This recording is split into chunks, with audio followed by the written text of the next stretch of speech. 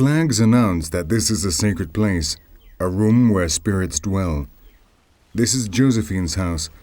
Her Lua friend revealed to her in a dream how she would paint her yard in order to favor an encounter with the spirits that live in these trees.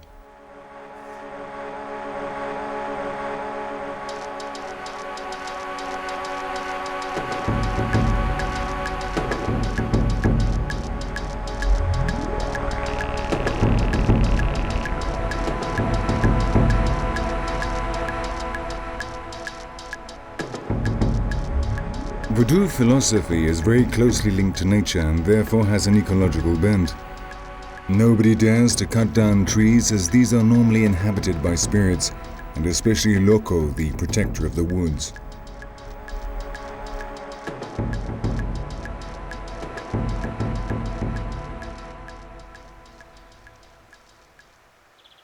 Lakús, small villages that have arisen around a temple, can be found throughout the country. A great sacred Mapu, as they call the Saibas, presides over the lakú of the Congo. The power of the Saibas comes from the belief that they can talk to the gods. Unfortunately, most of them were cut down by the French during their struggle against the slaves' revolt.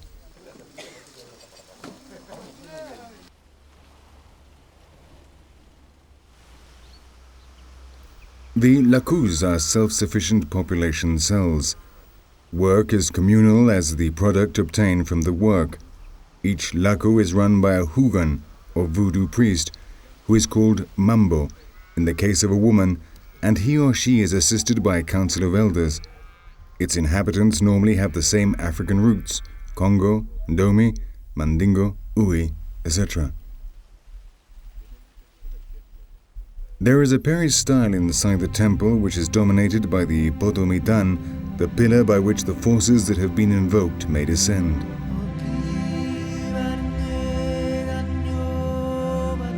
The altar reflects once again the syncretism of this religion, which was born in times of war, but now keeps its machetes buried as a sign of peace.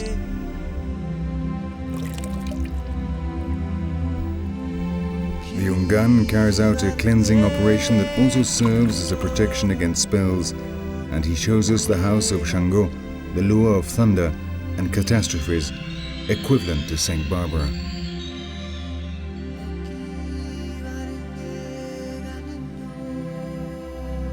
This other lakú is Domi.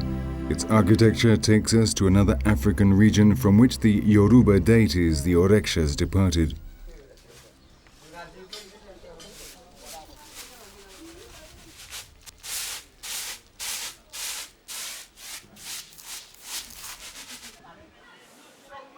The Voodoo religion acts as a bonding force for the people. It joins and fits together the range of different customs of the different ethnic groups from which the slaves that populated Haiti came. It helps to prop up a society that owes its existence to this religion.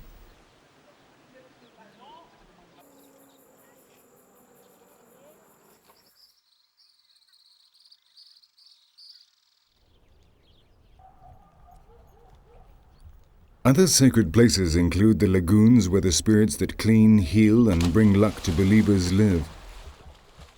In Plan du Nord, the people submerge themselves in the mud and make their offerings of rum.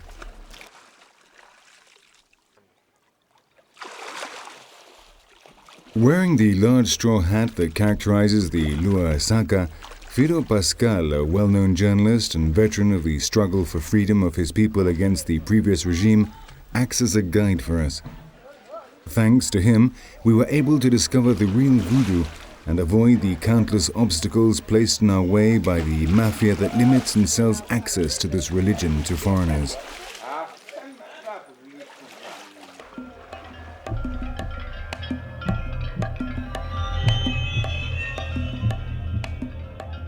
A great deal of ceremonies are performed in cemeteries among the dead. The people are not afraid of these places, and it is commonplace and considered to be a great honor for someone to sleep on his father's grave.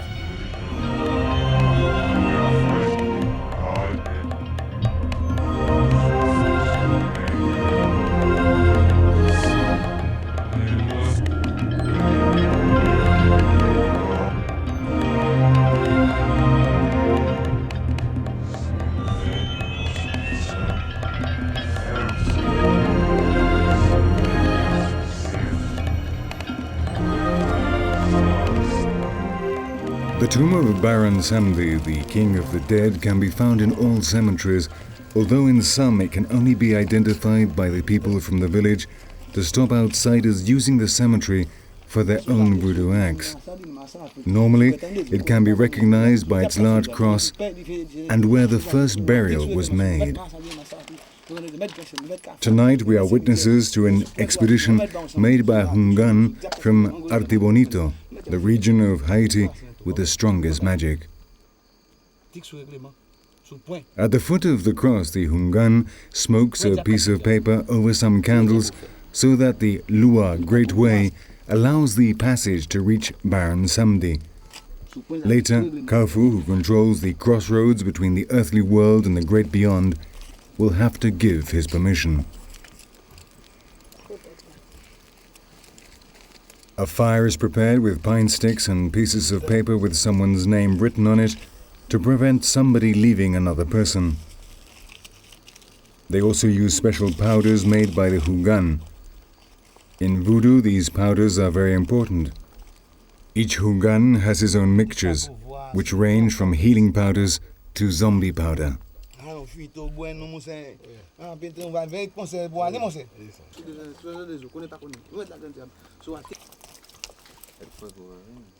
Rum and gas oil are used to warm the spirits, which normally live in water and are always cold. The heat attracts them and the Houngan is mounted by Baron Sammedi, who is equivalent to Saint Expeditious, which is why the ceremony is called an expedition. Nobody can refuse to return his violent greeting that transmits energy from the other world.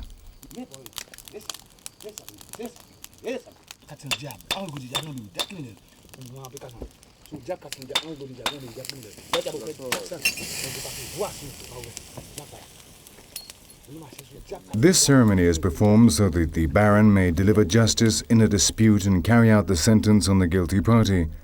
The red and black dolls represent the protagonists, men and women, of the lawsuit that is presented.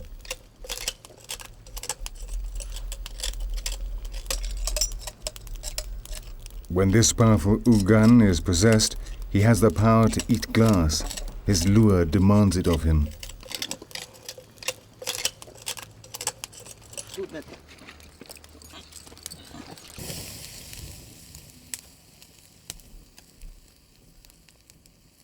Baron Sammedi reigns over all the Gede, the spirits of the dead.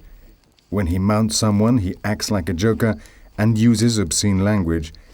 This is the lure of sexuality, and he falls in love with women. His dance imitates the coital act, and he always smokes a lot. Once his work is finished, the Baron lies back on his tomb and prepares to leave the body that he has possessed.